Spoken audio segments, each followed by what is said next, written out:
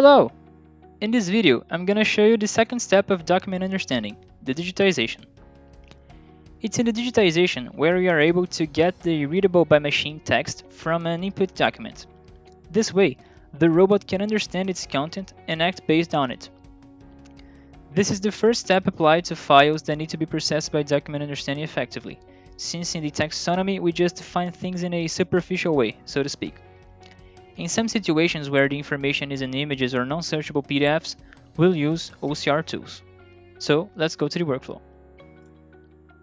Right, I have here the same workflow I used on our previous taxonomy video, and I'll start by making some adjustments to it so that it fits the UiPath's best practices.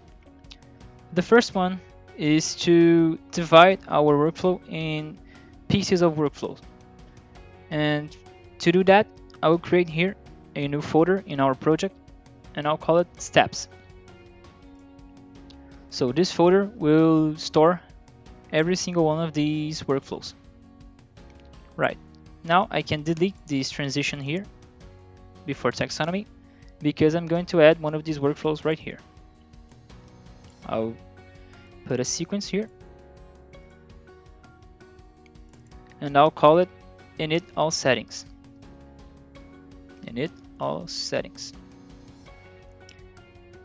So this will be our first workflow, and its function is to pass to our workflow every information that is deemed necessary to its execution. This information will be stored in an Excel spreadsheet that I will create in a minute. So I can open this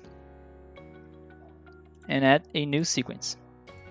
I will call it once again init all settings.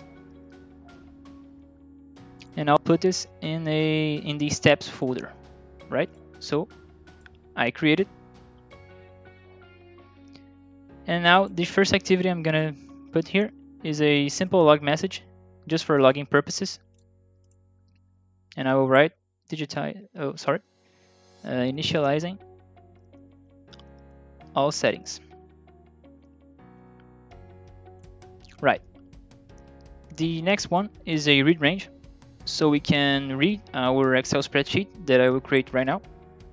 I just click here, browse for file.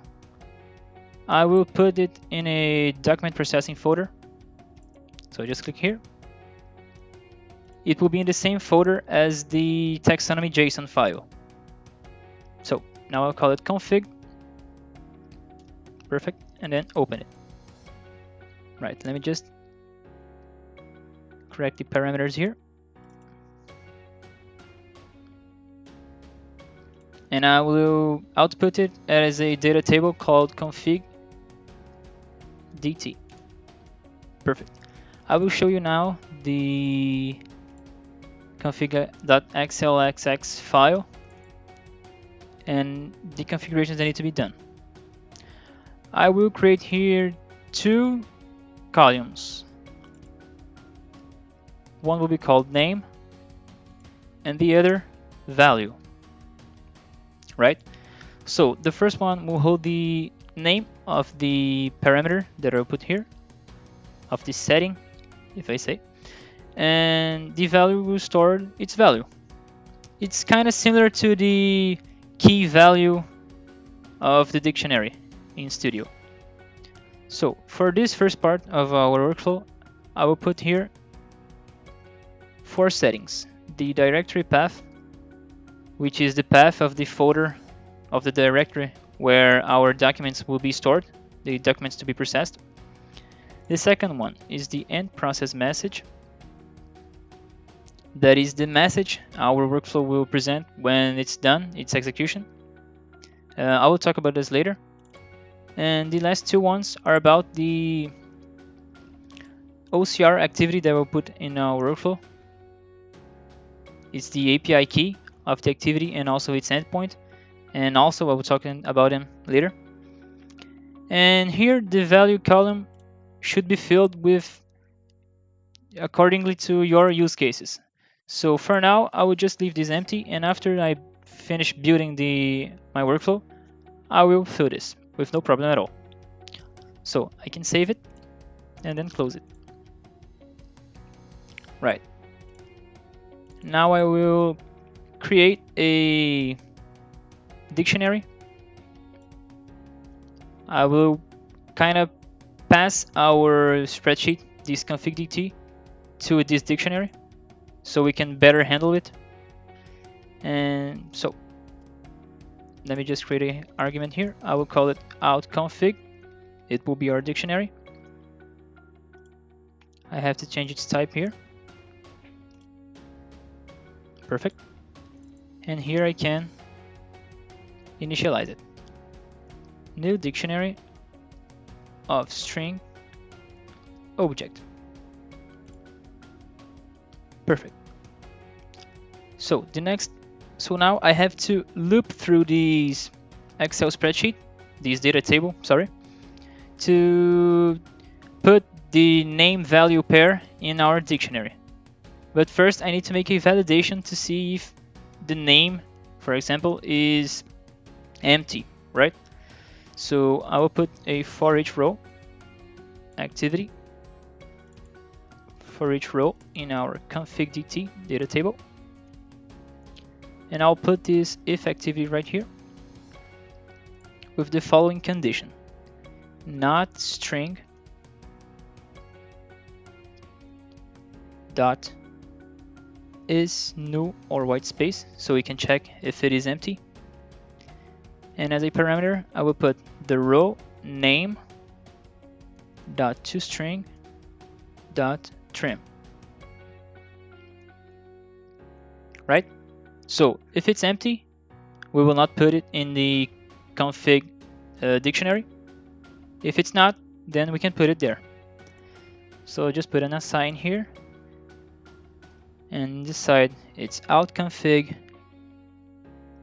row name dot toString dot trim,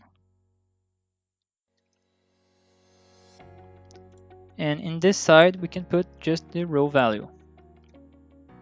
So these activities will populate our dictionary. The next few ones are just some more variables that we will need throughout our workflow. So it will be a out paths, the paths of each file in our directory that I put in the Excel spreadsheet. And to get these paths, it will be an array of strings. Let me just change it here. An array of strings. We have to use directory dot get files dot out config directory path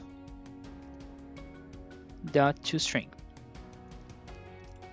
So every file that is in the directory path we defined on the Excel spreadsheet will be put into an array, these out paths here. The next one is a simple counter, so we can know the index of the document we are currently processing. So I'll call it out counter. Let me change its type to int32, and I'll just assign it to 0. And after that, we have the maximum number, the total number of files in the directory. I will call it out file number. It will be the out paths variable length. Perfect. Let me just change its type here, also an integer. Right. And for this workflow, everything's done. I can go back to the main now and call it. I'll just open these tabs here and import the arguments. I will create a config variable, a paths variable,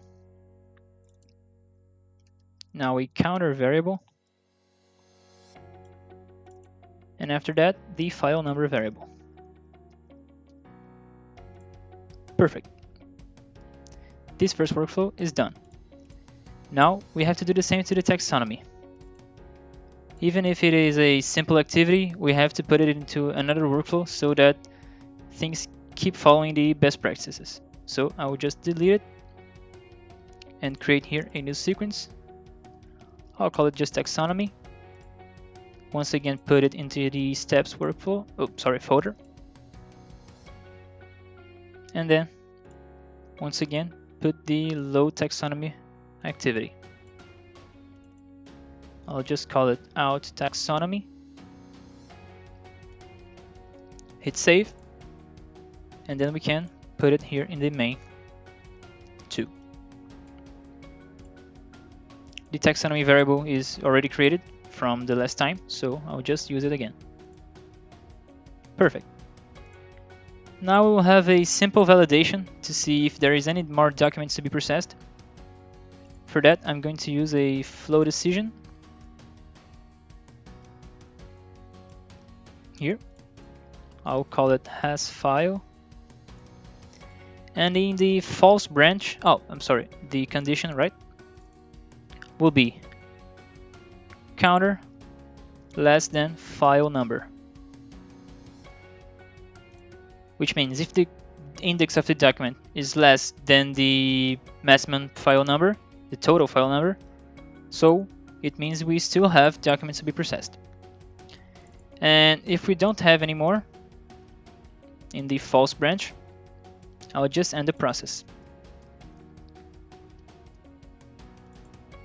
Once again, I'll create a new workflow called end process. It will be a very simple one.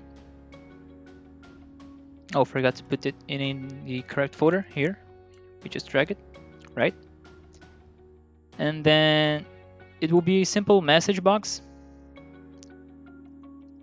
with the message we defined in the end process message on the Excel spreadsheet.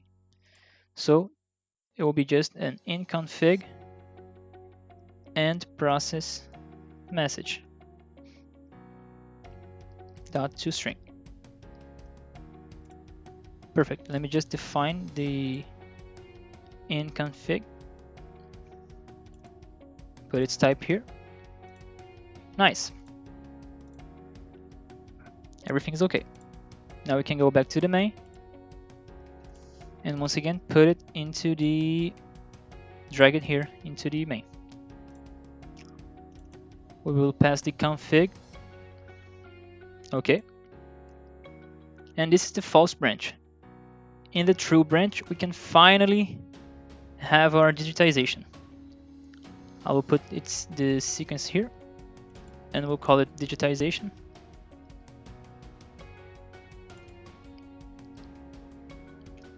And I will create a new sequence once again. Digitization. And put it into the steps folder. Hit create. Once again, I'll just put a log message here for logging purposes. And I will put logging, digitizing document. Perfect. And now we can, to have the digitization made, we just drag here the digitized document activity.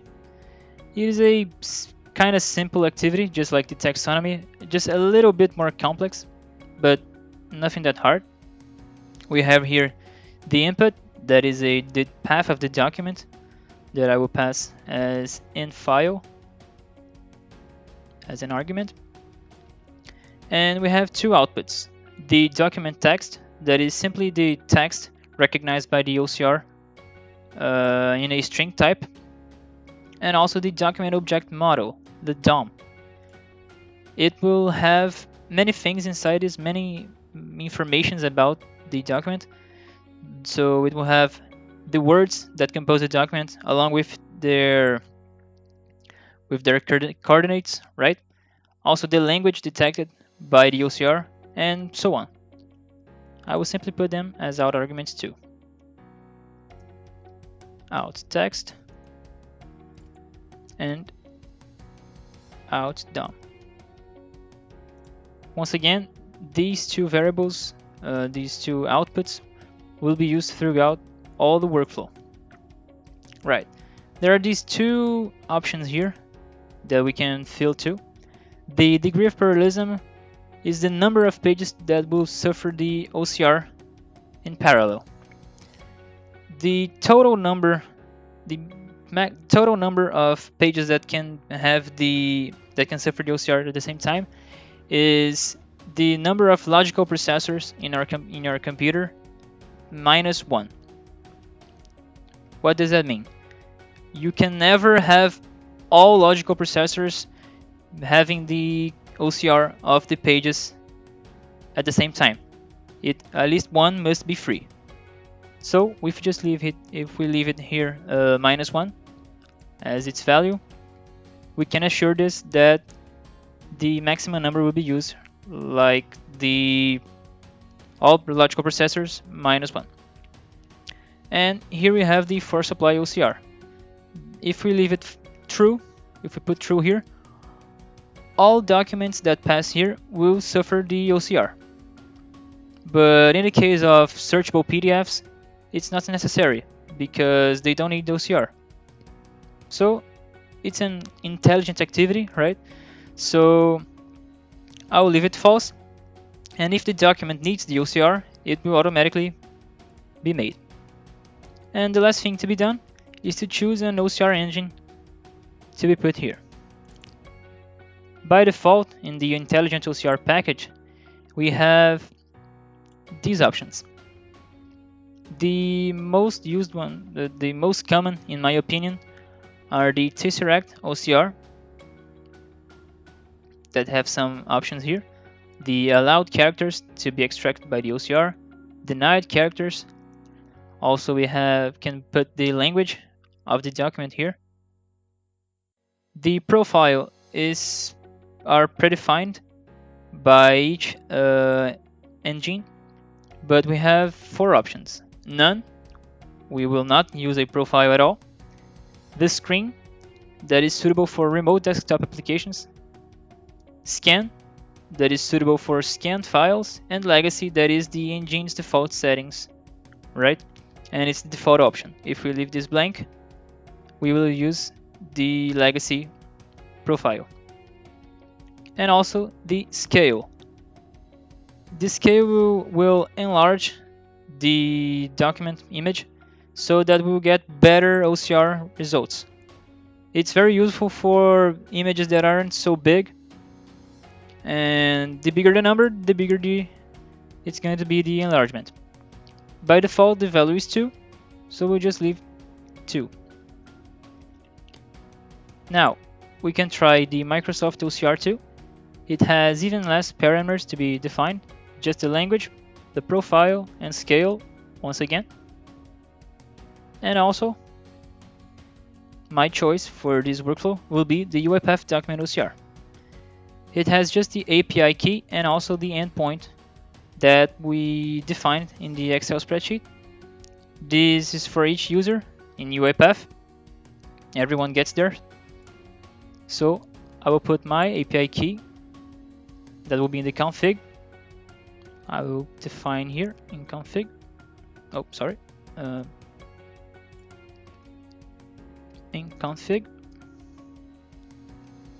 And I will put API key dot toString, right? And also the endpoint. Let me just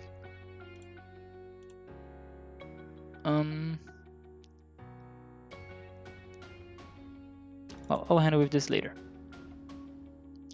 And now the API key, right? And here in config endpoint dot toString. Perfect. Everything seems fine. And the type here, I need to change it, right? It's a dictionary. Now everything is working. The only thing that is left to do is to put the digitization step here in the main workflow.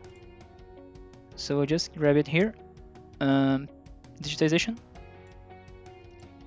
and pass the arguments. The file will be the paths variable in the counter index, right? So The counter is the index of the document inside a paths array. Here we have to create the text variable and also the DOM, and we have to pass our config. So this was a digitization, and everything's configured accordingly to the best practices of UiPath.